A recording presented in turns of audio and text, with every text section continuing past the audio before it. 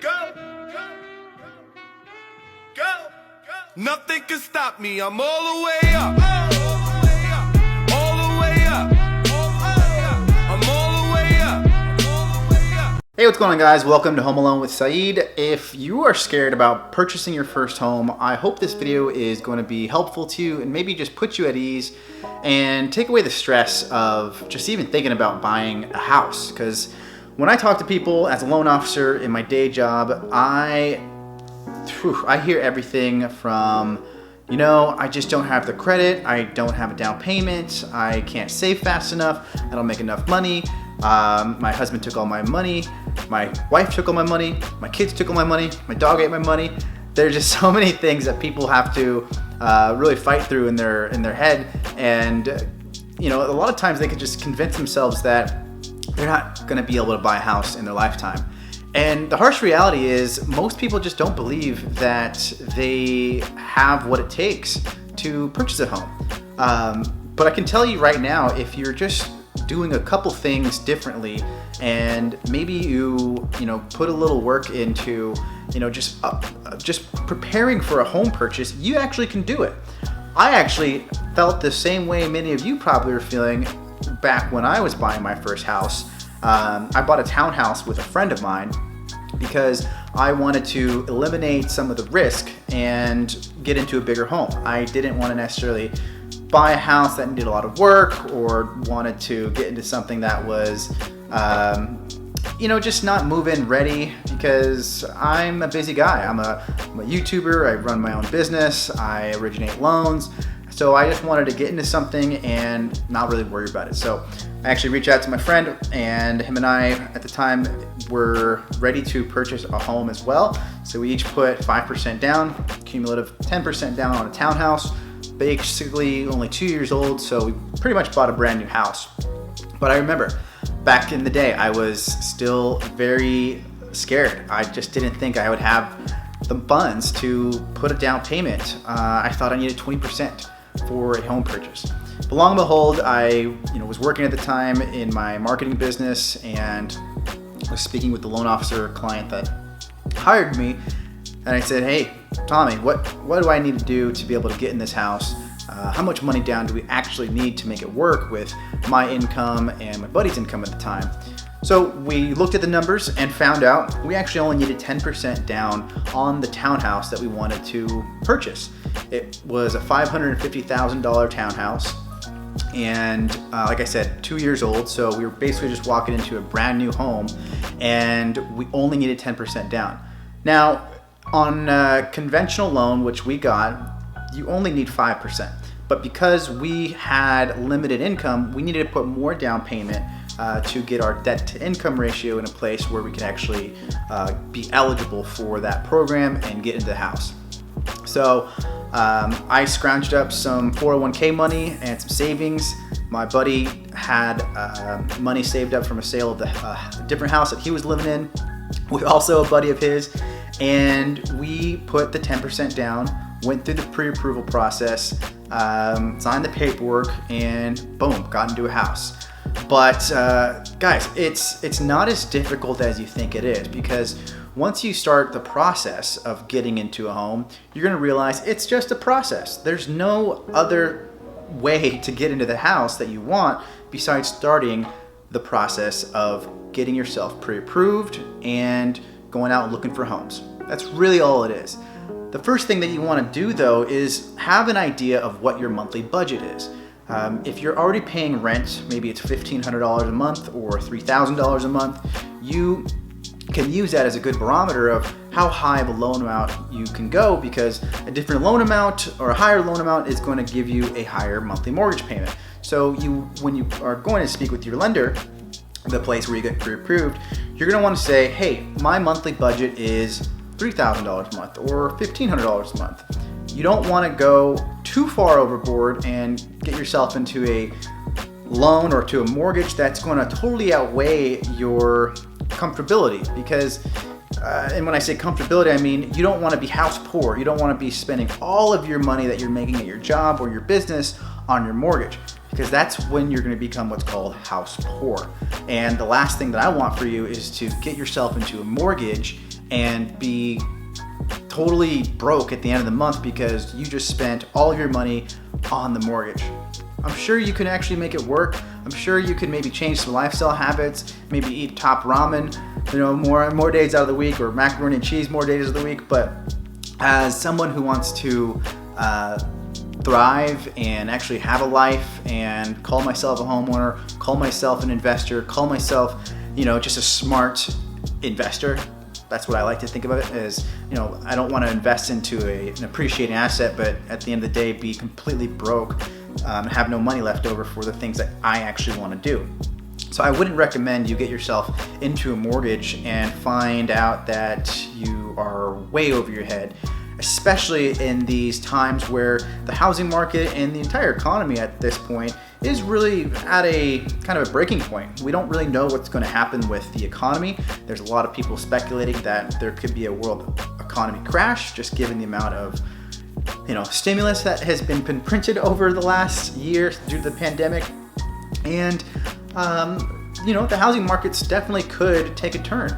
Right now in Seattle, the housing markets have been growing at an exponential rate. Like I said, I bought my home at $550,000.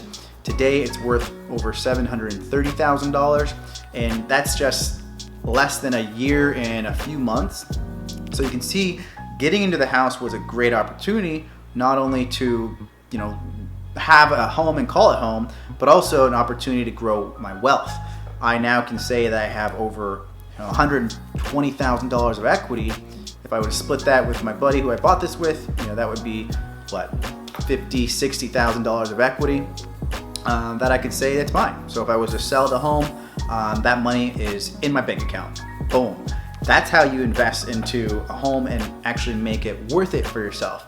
If you think that you're gonna invest into a house and live in it for the next 30 years, which most people actually don't, then I would make sure that you don't go way overboard and become house poor.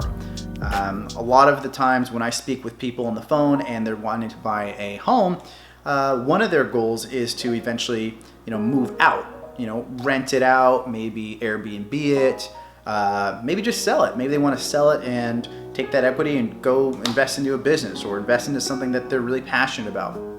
But there is sky's the limits of what you can do when you purchase a house. So I would just really consider, first of all, before you go into the process of getting yourself pre-approved, just ask yourself, what do you really want out of a home? Why are you considering buying a home? Because a lot of people, they get anxiety and stress and they say, I could never buy a home. I don't have the down payment. I don't have the 20%. But at the end of the day, what are you actually after?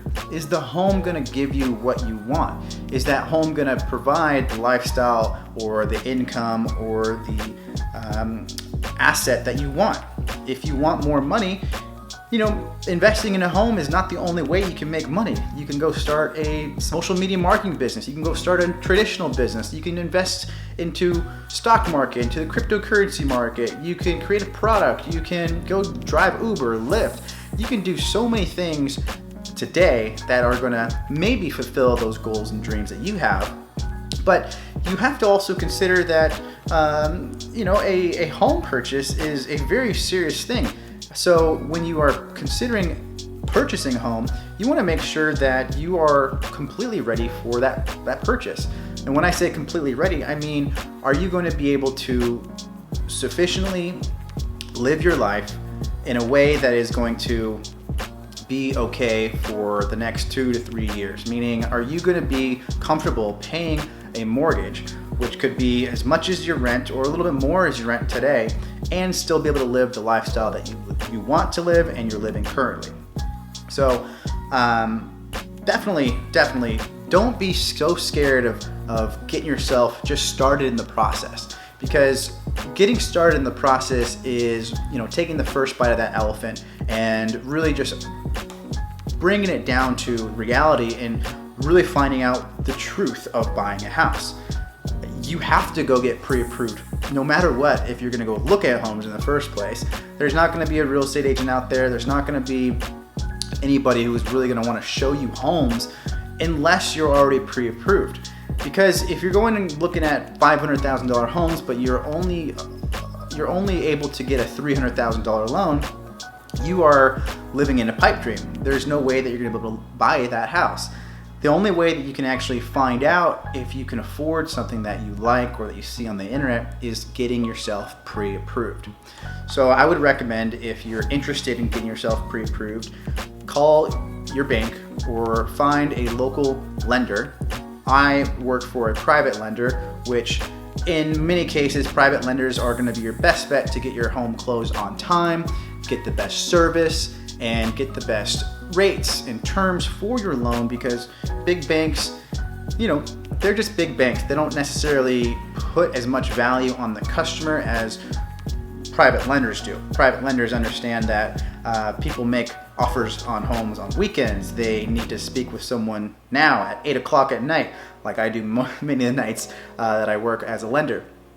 But go to your lender, whether that's a bank or a private lender, and just tell them, hey, this is my scenario. This is how much monthly I make. I have X amount of years of working history. I'm going to be on the loan by myself or with a partner or with a friend or multiple friends, and I am looking to see how much I'm actually qualified for. I need to know what my down payment needs to be. I need to know my options of down payment. Can I pay 0 down? Can I pay 3.5% down? Can I pay 5% down? What would it look like with those different options? What are my monthly mortgage payments going to look like? And what are my closing costs going to look like? Those are the things that you really want to ask and get the nitty gritty on, because as a lender, speaking with a client like yourself, you are going to be put on a higher regard if you're actually going through the steps of getting yourself pre-approved, because no lender is just going to sit there and talk to you about hypotheticals. They're going to want to talk to you about actually getting yourself pre-approved. And the way that you get pre-approved is first applying online, submitting your documentation to that lender. Submitting your documentation to that lender is really going to help that lender that you're working with, the loan officer that you're working with, actually find out how much we could approve you for. So if you're a W-2 employee, if you work at a normal job, you're going to need to give them your 2 years of W-2s, so 2020 W-2s, 2019 W-2s. As a W-2 employee, you need at least a 2-year work history, and that can be for multiple jobs. The second thing we're going to be needing is 30 days of pay stubs. So make sure you give your most recent 30 days of pay stubs to your lender so they can calculate your year-to-date income. If your year-to-date income and your last 2 years of monthly income don't align, we're going to have to average that out, and we're going to be able to use just slightly less than what you're maybe currently making at your 40-hour a week job. So we'll definitely take a look at that and really just uncover what's going on with your income. Is it stable? Is it increasing?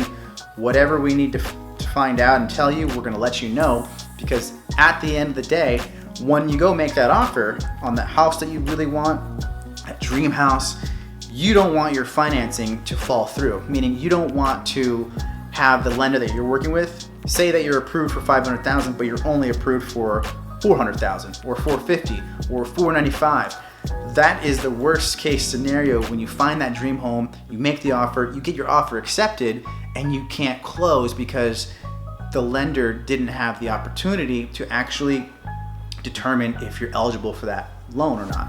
So I would highly recommend, if you're scared of getting yourself into a home, if you're concerned that you're not going to get approved for a home, go to your lender, ask them what you're approved for, and they will tell you the steps of getting yourself pre-approved. They're going to tell you your loan amount, your monthly mortgage payment, and how much it's going to cost you for that to actually happen. And guys, I'm going to tell you right now, getting yourself into a home is one of the best things that you can do. Not many people in America actually are able to buy a house, and when you do, you're going to be putting yourself in a percentile that is very limited. And guys, if you have student loans debt, if you have a lot of debt, you getting yourself in the system with a lender, they're going to tell you exactly what you need to do, what you need to pay off, and how much time needs to pass before you could even get yourself approved. So it's a win-win. If you're not approved today, You may be approved 6 months from now or a year from now, but at the end of the day, you're still working your way up and getting yourself in a better situation at the end of the day. Who doesn't like less debt? Nobody. Who likes to know that they're approved for a certain loan amount? Everybody. So either way, if you apply today and you're not approved, you're still gonna be getting some value because you now know what you need to do to get yourself approved. So guys, I hope this video was helpful.